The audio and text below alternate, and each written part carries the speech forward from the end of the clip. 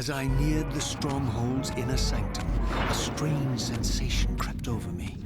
An indescribable feeling of displacement, a sense of vertigo, as reality itself appeared to warp and bend around me. The disturbance seemed to emanate from the sanctuary's furthest chapel. As I cautiously approached, the sense of dislocation intensified with each step. So this was the tomb of the beloved King William the Just, beatified here as the martyr and catalyst of Mobius's crusade. I was reminded of Kain's journey as a fledgling vampire, how Mobius coerced him to travel back in history and assassinate William, thus igniting a genocidal hatred of vampires among the citizens of Nosgoth. And here I discovered the source of the displacement. The Soul Reaver itself, laid out like a holy relic, and broken, apparently in the battle between William and Kain. I had not thought such a thing was possible, until, of course, Kain shattered the blade against me when he tried to strike me down. Thus, the captive spirit inhabiting the Reaver was released, and binding itself to me became my symbiotic weapon. And so the Reaver met its former self, still imprisoned in this corporeal shell. I watched, mesmerized, as the Wraith blade uncoiled itself and snaked down the length of the physical blade. Embracing its twin, its mirror self, the Reaver's long-dormant spirit was now fully aroused.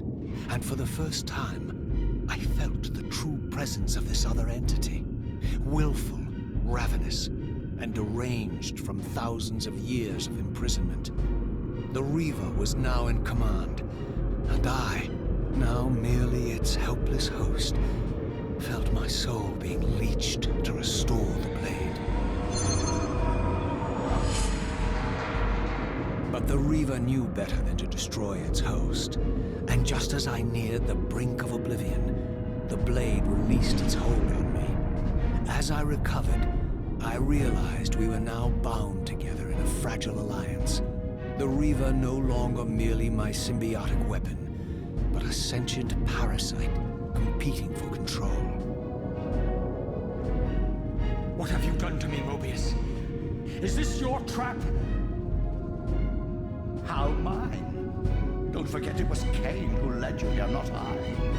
While you curse me, the only soul in Nosgoth ready to guide and assist you, Kain laughs at our folly and revels in your dismay. These blades, now coiled in sinister embrace, have inspired terror in the hearts of creatures far more durable than you, old man. Bound together as they are, I can only imagine what they could do to your soul's fragile shell.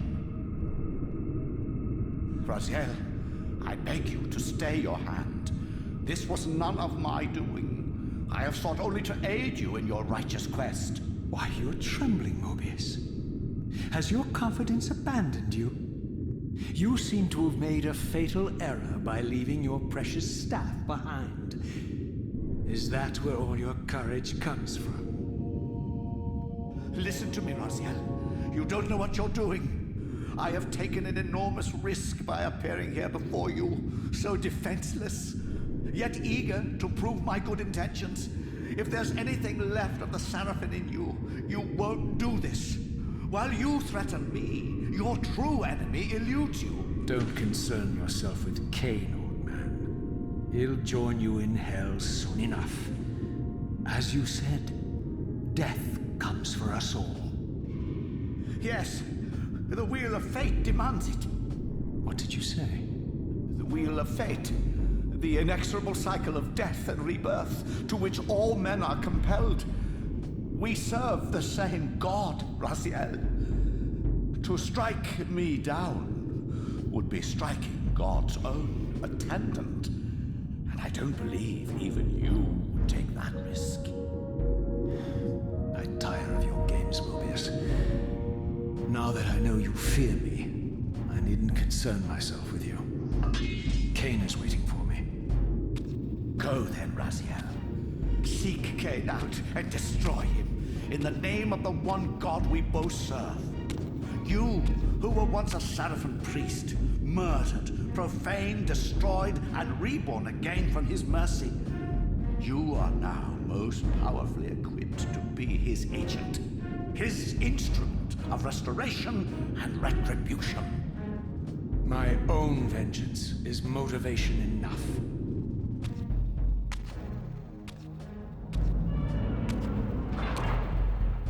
By my soul, you almost had me, my little blue assassin. But that'll be the one and only chance you get. I assure you of that. I could now summon the blade at will, regardless of my strength. But once summoned, the blade's ravenous appetite could not be contained. It devoured the souls of its victims, and if I allowed it to become over-aroused, the Reaver would now turn its hunger on me.